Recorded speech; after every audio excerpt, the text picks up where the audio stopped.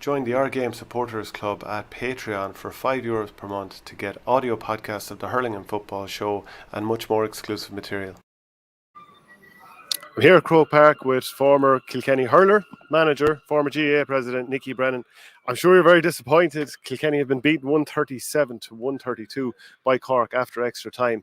How do you try and make sense of a hurricane?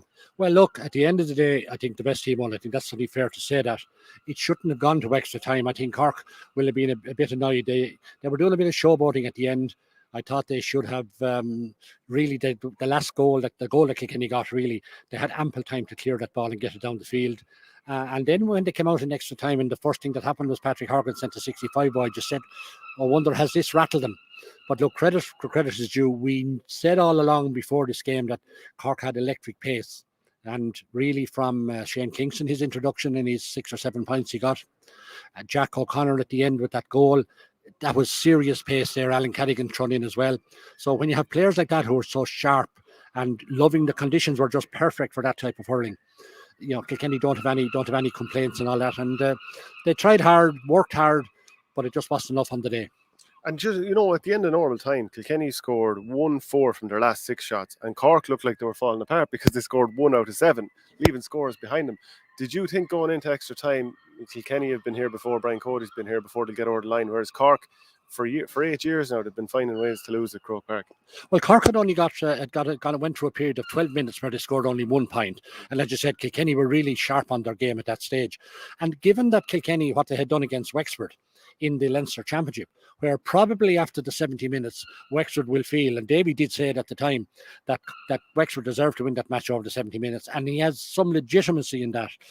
And obviously, the same today, that Kilkenny haven't got into extra time. You were saying, are Kilkenny now going to push on? They've got the 1-4 at the end. And then, as I just alluded to, Patrick Horgan missed the 65. It did appear as if the momentum was with Kilkenny. And the feeling around the press box here, and from talking to people outside, was that have Cork blown this? And it does show a bit of character about Cork. They showed the sort of character maybe that they didn't show in the closing stages of the game itself, where, as I said, doing a little bit of showboating and a bit of fist pumping a little bit. They'll just have to remember that games last now 70 plus minutes, whatever it is, 3 or 4 minutes, and they need to keep the focus and not get into that sort of situation. But in extra time, look, they outscored Kilkenny well in that extra time. Were the better team, and Kilkenny were grasping for possession, and they just weren't really threatening during that period at all. Some great decisions from here in Kingston. If you go through it, he dropped his own son. I'm sure that wasn't easy. But also, he took off Dara Fitzgibbon early enough in the game. He did bring him back on again, of course, and left Jack O'Connor on. He really wasn't going well. And then for a finish, he ends up at 1-3 from play, including the decisive goal. So, I mean, who'd be a manager out there either? Look, being a manager in Croke Park here, and look, we overemphasize the word manager because he has Ger Cunningham and he has Dermot O'Sullivan with him, two very experienced players. So those guys, I'm sure, away from the excitement of Páirc Uí Chaoimh or Croke Park, they're sitting down and saying, look, guys, if we have to make hard calls, what it is. And I'm sure it probably wasn't easy for Kieran Kingston to hear the other two lads saying, look, we don't feel your son is up to this game here to start it. He comes in and he gives a reaction. And what a reaction. I mean, quite honestly, it would be impossible to leave the young lad off, Shane Kingston off from the All-Ireland final now at this stage. But sometimes these are the things that happen, and you have to make some calls. Brian Cody made hard calls over the year, and it's not a sentimental place to be, Croke Park. You have to make calls, and it's a judgment call at the time, but you do it on the basis that the people who are making the calls are working with those players day in, day out while they're down in training. They know what's happening. They know their capabilities. They also know maybe when things are not firing for them on a given day.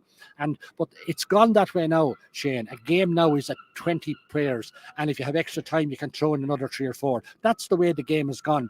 And you saw today as well that both teams brought back on players that had been taken off.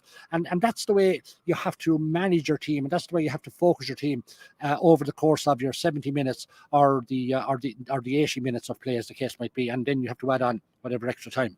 I'm sure you were here in 2019 for the quarterfinal when Cork started brilliantly, but then Kilkenny just kind of, tightened the screw a little bit, and Cork, even though there wasn't that much in it, for the last 20 minutes they looked like they were out of the game. When Kilkenny went 6 points to 3 ahead here, and the likes of Adrian Mullen starting well, Owen Cody starting well, it kind of felt like that game again. But Cork turned it. Did you sense early on in the game that Kilkenny are exactly where they want them? And, in the preview, a lot of it was about, right, there's Cork's speed, but if Kilkenny are just not going to allow them to use it. So did you feel you were in a good spot? Not really. I never felt at any stage during the game there was a puck of a ball. There was only a puck of a ball between the teams. And it did look obviously at the end as if Cork had built up that little bit of momentum. The gap had suddenly widened to something it hadn't been for the earlier part of that game. And it did look as if Cork had the business done at that stage. Now, that's in fairness to Kilkenny, and Brian Cody has alluded to this in the post-match interview. It's what he expects of his team. They will stay going. They will not give up until the final whistle is done. And then let's see what happens. Kilkenny turned over the ball that Cork shouldn't have allowed them. Adrian Mullen was left inside unmarked, and Cork weren't focused at that point in time. And they are the sort of margins that can change games. Now, in this case, the change meant we were going to extra time. So I'm quite sure when Cork get back to training on Tuesday night, that will be told to the players about how they lost their focus in that period of time. They thought a situation had arisen that they'd won the game, that they were coasting to a win. It didn't happen. It also shows that against Limerick will not lose their focus there. This is a very focused Limerick team. And if they feel they have their hands on your throat, they'll press it all the harder to finish off the job. That is what they're about. They're clinical and they're very good at that. And that is borne out of their successes. Because let's be honest about it, other than what happened in 2019 where Kilkenny did beat them, forget this nonsense about Cillian Buckley's deflected ball. The reality of it is Limerick would be going for 4 in a row in the All-Ireland final. And they realised that it was an opportunity they let slip. And they're certainly in a good position now, and they would be warm favourites going into the final. But in a way, that's what Cork want, because Diarmuid O'Sullivan just alluded, sure, we'll come up and make up the numbers anyway. It's exactly where Cork want to be. So they'll be coming in under the radar. There'll be no pressure. There'll be no expectations, least of all from their own supporters. But that is the type of Cork you just need to be careful of. For any of the counties that, traditional counties or counties that are very strong counties and generally are, I don't really believe in this notion of transition. I think Kilkenny should always have the hurdles. You look at how they've changed over the season. James Maher's in wing back, Michael Carey's in wing back. There's no real reason that there'll be an element of transition, really. But TJ Reid will be 34 later this year. Richie Hogan turned 33 today. Point each from play. Obviously, Richie only came on in extra time. Do you feel like this might be the year where they decide to step away or are no longer involved, or what do you think? Well, there's going to be a focus on, you alluded to TJ's 34 now. Can he keep going? Unreasonable to expect that. You mentioned Richie Hogan. The one thing I'm glad, if this is to be Richie's last day, I know it's a losing day, but I'm glad he got it to play it out in Croke Park on his own terms. Conor Fogarty and Cillian Buckley, two of the most outstanding players from Kilkenny's great era, they will be maybe issues around them as well. But it probably is not right and not fair to be talking on an evening like this evening with those who might not be there. It's fair to ask the question, Shane. I'm not no problem with that, but I think we give the lads their own time. Look, Kilkenny have searching to do. I mean, we haven't set the world on fire at underage. We haven't won a minor since 2014 and under 2021 as it was then, 2008 or 2009. And while winning those competitions doesn't guarantee anything, it does help the flow of talent onto your senior team. And we were quite poor last year and this year at under 20. And we didn't show a lot of players who might be ready to transition. So there's some thinking to be done. Will Brian Cody stay? I suppose many people are going to ask. Look, he'll stop when he feels he wants to stop. That's an irrelevant probably issue at this stage. But Kilkenny have plenty of work to do to get the underage talent flowing. Cork had a major problem in that space for a long period of time and are now sorting. They won the under 20. They're in a very good position for the minor this year, are probably favourites to win that. And suddenly their senior team is in an All-Ireland final. So from a position where Cork were in the doldrums in hurling, they're now riding the crest of a wave. And they're in that position. Kilkenny have work to do to get their underage, and there is plenty of good underage talent, but that has now got to be formed from underage to play senior, because it is a world of difference. And the biggest challenge is, and Galway have this challenge too, by the way, transitioning good players from under 20 to a senior grade. It is a world of difference. Keep your comments coming in there, and if you have any good questions, we'll throw them Nicky's way just there. There are some very good players that have established himself for Kilkenny last year too. Obviously, Adrian Mullen, he's been a young hurler of the year. He's after getting over the cruciate, and he scored, I think, 1-3 today. Owen Cody's really stepped up. He looks like a touch of class. Billy Ryan got 4 points. And I think most players tired ultimately as the game went on. But even Michael Carey, like we've mentioned, young Tommy Walsh, now, there wasn't much of an impact from the bench, just 1 point, whereas 11 points from the bench for Cork. So that did stand out. But yeah, I'm sure you're not feeling as if, Kilkenny still have plenty of talent there that's emerging, and they aren't even at their peak years. No, look, we have to, look, we did very well to get through Leinster, win the Leinster final. And I mean, people were alluding to the fact that Munster was stronger than Leinster this year. And look, in fairness, that probably was a fair comment. But I think Kilkenny, you will never dismiss them any year. I would never dismiss Kilkenny's chances. But we have to be honest about it and say there is some work to be done in Kilkenny. We need to have more opportunities for Brian Cody and the mentors to be able to draw from more talent. And the upcoming club championship now, which will start in September, is an opportunity. There are plenty of positions on this squad, and it's up to lads to take the opportunity now and putting up their hand for inclusion in the coming year, because without a difference, and I'm just seeing an issue here from Owen, a question for me in relation to Colin Fennelly. Now, would Colin Fennelly have made a difference today? Undoubtedly, Colin Fennelly would have made a difference today. He's a player who thrives under pressure situation. If he gets the ball, he knows only one way to head for the goal, and that's head down and go for the goal. And we need people who are brave like that. I'm not suggesting the players today weren't brave enough, but Colin Fennelly is a class forward, and he most certainly was missed today. Were you impressed with Robert Downey? He had a tough time with Billy Ryan, I suppose, midway through the first half, early in the second half. 4 points scored off him. But my God, he won an awful lot of turnovers, and he won some high ball late on when it mattered. Yeah, I absolutely was. He was in. Billy Ryan was having probably his best game of the year. But you have to credit a defender, and it would be easy for Kieran Kingston and Dermot and Ger Cunningham to say we need to pull this guy. We need to pull this guy ashore or something like that. But no, they persisted with him, and that is the sort of when he'll now leave Croke Park, feeling that the selectors have shown confidence in me. That even though things didn't go my way, that's going to be great from him. And you'll see another note in here: the Cork have an under-20 final as well. Of course they have, and they're going to be playing Galway in that on next Tuesday week. I think it is. It's the third final. So things are going great from Cork. But to go back is to when you have your selectors showing confidence in you as a defender in particular, and things won't always go your way. But credit to Downey, he hung in there, and he was quite outstanding in the second half and in extra time. And so were the likes of Alan Cadigan, who came on. He scored 3 points, and he did that lovely pop pass for Jack O'Connor to score the goal. Obviously, we mentioned Shane Kingston with 7, even Declan Dalton with a nice point. And Alan Connolly, even though the finishing touch wasn't there with a couple of his efforts, he ran at Kilkenny and he ran at them as well. They have a serious panel. When you even think that Damien Cahalane and Owen Cadigan are only back from injury, and they got some game time also. Everyone will have Limerick as massive favourites, but I do give them a puncher's chance in here, Cork. Yeah, the one thing I would say maybe where they will have maybe today after the game, they'll probably feel they should have had another goal or two. I mean, there was a cross. I'm not sure who was it, Robbie O'Flynn or someone, or hit the ball across to Alan Cadigan, and he tapped it and went over the bar. Now that should have been put into the net, and maybe one or two other chances in the second and late in the game. Owen Murphy smothered the ball that maybe Cork might have got in as well. Look, Kilkenny had chances as well. James Hurricane got a ball and hit the butt of the post and just went the wrong side of it.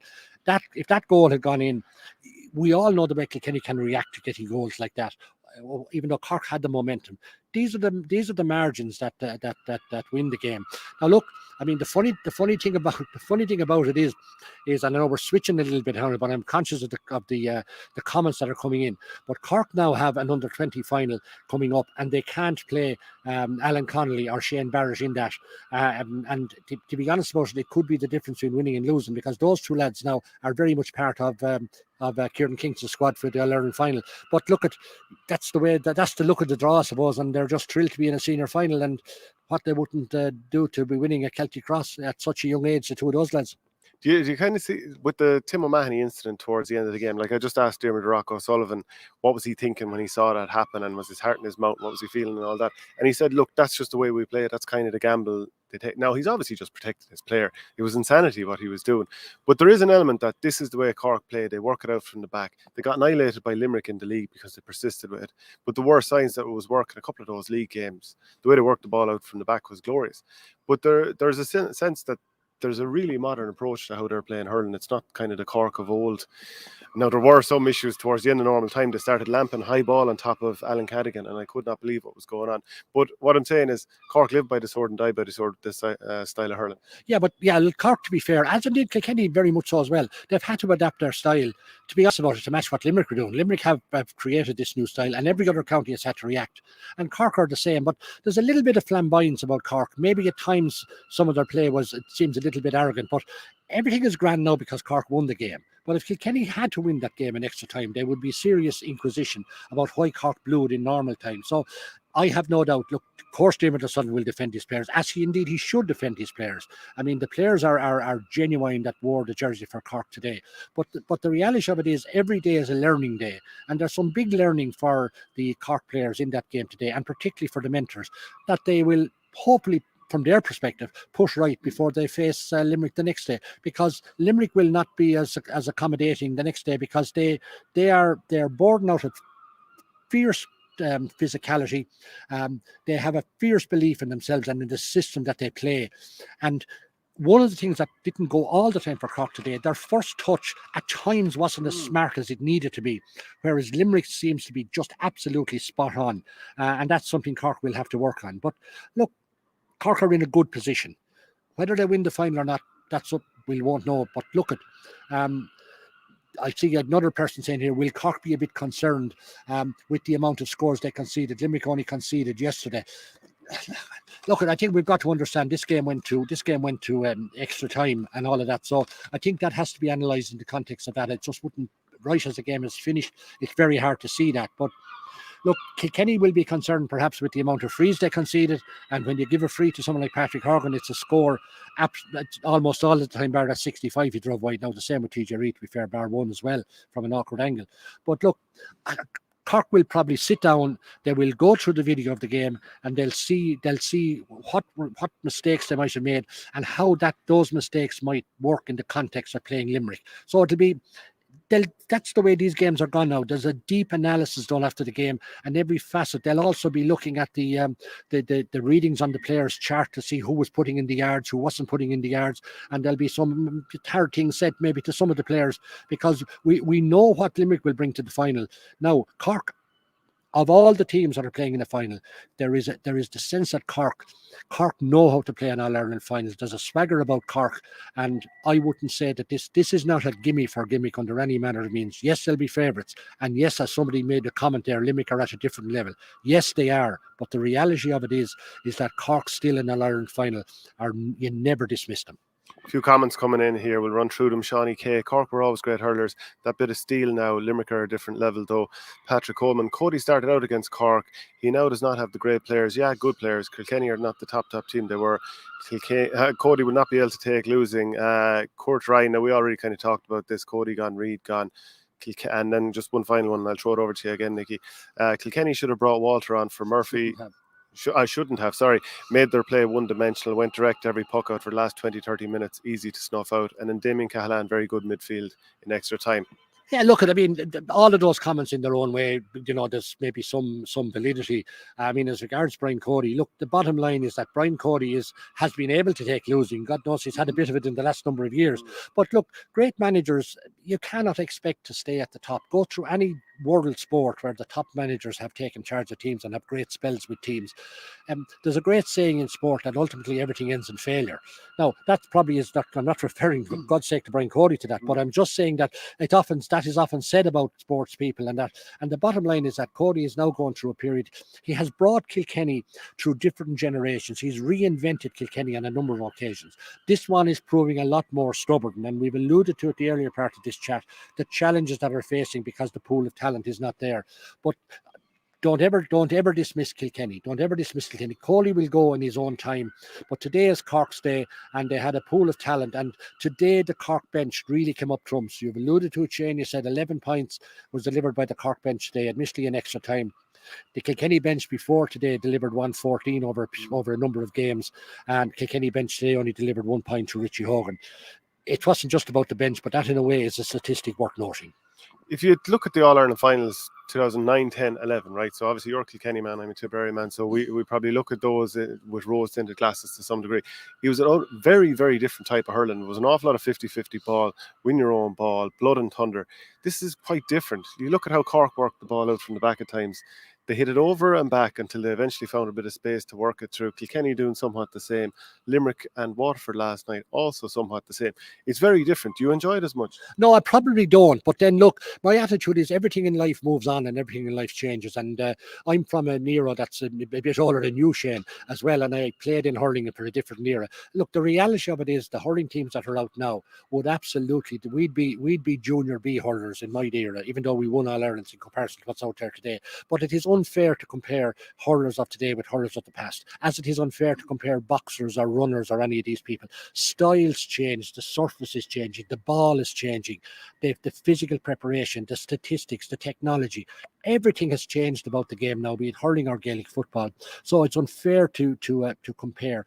Obviously, what you have to do now is the top teams have to be able to do that. The one worry I do have though is that at club level, and even down below senior level, you're having clubs trying to develop the same sort of tactical play, and the players don't have the skill level to develop that, and they're trying to do things that they're not able to do, and maybe not making the game as enjoyable at club level. So we just need to be careful about that. But look, it's the way the game has gone, and I'm not going to turn around and say, look, this is terrible, it was far better 10 years ago and all the rest of it. That would be wrong to the players of today and wrong to the coaches of today, because styles and play evolve, and there will be a coach coming up perhaps sooner rather than later will develop a style that will stymie that. We don't know when that will be, we don't know who it's going to be. But look, that's just the challenge for future coaches. A small bit of feedback on the microphone there, so hopefully that won't happen again. But during the first half, it seemed to me that there was there was a huge amount of turnovers, but there wasn't a massive amount of hits, and that's something, the high scoring games in Munster where there's no real tackling, that it's almost like a ping pong contest at times. That's often said. Whereas last night in the Limerick and Waterford, there were killings in the first 15-20 minutes. But eventually this game did take off. Were you surprised even that first half? It just felt like it was kind of jabbing from distance, and it was 15-14 at half time. It took a while to take off. I mean, I have to say in the first half I was like, when's this going to get going? No, I wouldn't disagree with what you're saying there. I think last night, obviously Waterford went into the game last night thinking that this is what we have to do. But the difficulty for Waterford was twofold. Firstly, they were after coming off some very, very physical games, and it took a lot out of them, no matter what way you're recovering after games. And you can do that for so long, but clearly when they were doing that, the problem was they were having difficulties with their shooting as well, because trying to get the physical thing right and trying to do your shooting at the same time maybe wasn't compatible with one another, and hence they drove a lot of wides. Now Limerick, I think, would have won the match anyway, but Waterford could have made it a lot closer at half-time and made for a more competitive game. Because psychologically, if you're going in at half-time trailing as they were by a big margin, the doubts are setting into the Waterford players. And Liam Cahill, great and all a motivator as he is, and he definitely is, it would have been challenging for himself and Mikey Bevins to get that team going, and they will have all said the right things, and the player would have reacted the right way. And there was times in the second half where they made a very decent recovery. But it's just that they, having gone into the game like that and given it so much physicality, it drained them. You're right about today's game. There was a little bit of into one another in the early stages, all right, but it was very tame in comparison to yesterday, and it was a far more open game, and that probably maybe suited Cork more so than Kilkenny. But Kilkenny, this is not the Kilkenny team of the Henry Shefflin era, let's put it that way, where there was big men like JJ, like Brian Hogan, even Tommy Walsh is a small man, he was full of power and all of that. You didn't have those type of players. So Kilkenny are not the big physical team that they were in the past, try as they might. And the game just never quite developed like that. But I'm not sure I expected it any different, because given the type of players that were on both teams, I think it turned out the type of open type of game that we got today. Of all the teams in the past couple of years that seem to trouble Limerick, it probably is Cork. And is that because they have the same level of speed? They probably have the same level of athleticism. I'm not saying they're quite as polished in terms of their game plan, but they've had as much success over Limerick in the past couple of years as anybody. Look, I did say a couple of moments ago that Cork in an All-Ireland final have to be respected.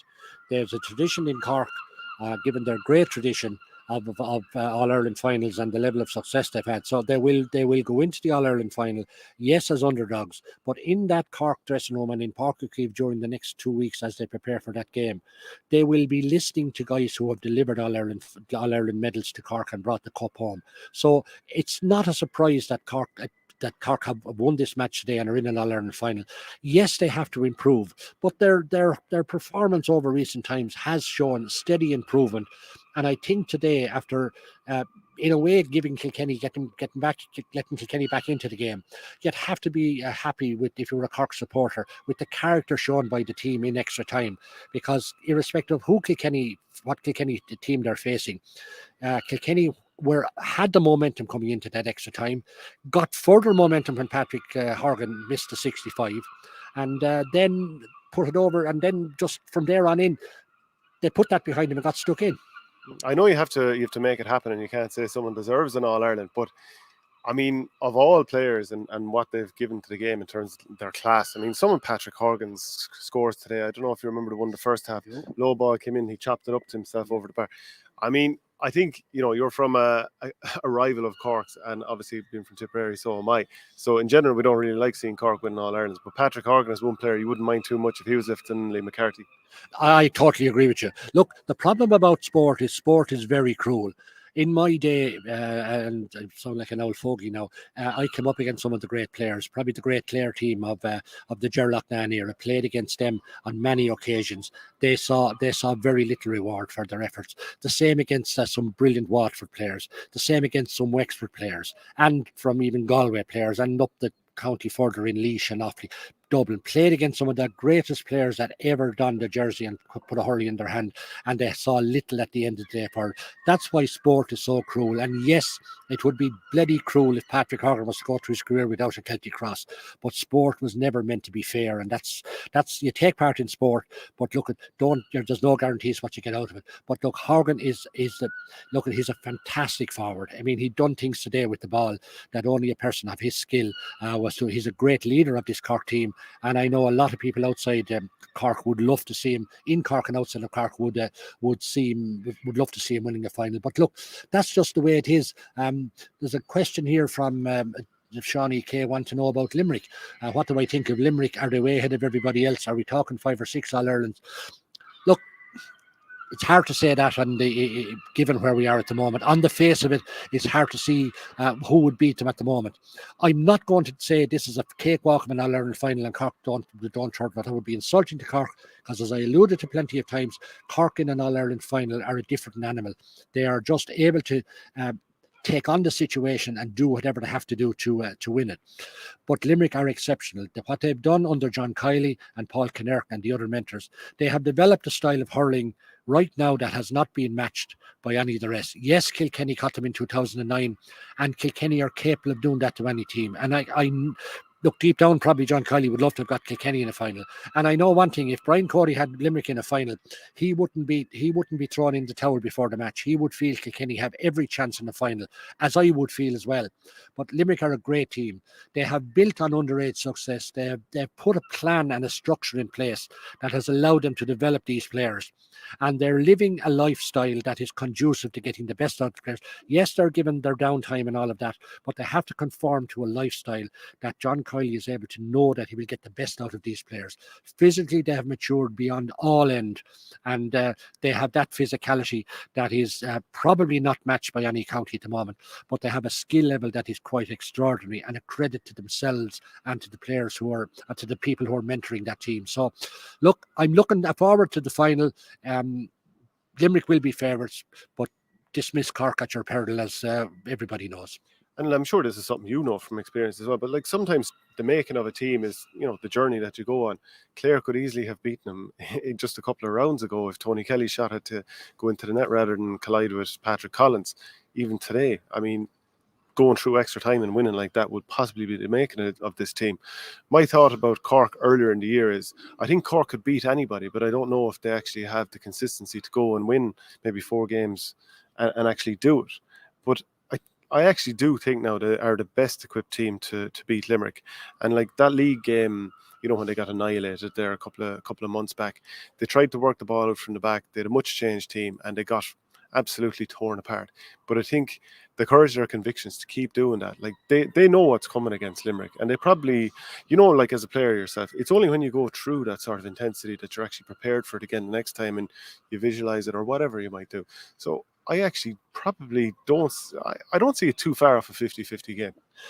Well, right now Limerick would be favourites and they'd be probably a notch or two ahead of Cork. But I take the point you make. Getting out of that Clare game, yes, it was. If Tony Kelly had that on his other side, the ball was in the back of the net and Cork's championship were over. But it would be unfair to just reflect to say that was Cork were lucky in that. Cork have been building up for a period of time. They learned from that mauling from Limerick. And you're right, they've been true to their convictions because they know that that's the way the game has gone now. So there's no point in thinking they're going to reinvent a whole range of tactics that will outwit Limerick at this stage. That's not going to happen. So it really has been, I think they've done well, and I think they've learned. And you learn from those games. They learn from that Clare game, and they will learn today from conceding the goal at the end of normal time and went to extra time, and they showed character. And that is what builds players into better hurlers. And just a final comment then before we finish up. Mad Dad Lad, last time I've had a game hype me up this much was the days of the Rock, Sean Hogan, the O'Connor brothers. Fantastic game from both sides, and the final is going to be another classic. Yeah, it did kind of stir the heart, didn't it? And I think the final will too. There's actually, even just the clash of colours, green and red, I think it's going to be brilliant in here with 40,000. Shame there isn't 80,000, but it is going to be a brilliant occasion. Actually, look, it is. Look, we're in still in extraordinary tough times for the country and for the J in particular. But we got through 24,000 today. The place looked great. They will be using Hill 16 for the football semi-finals and hopefully for the hurling final as well. It'll be great to see 40,000 in.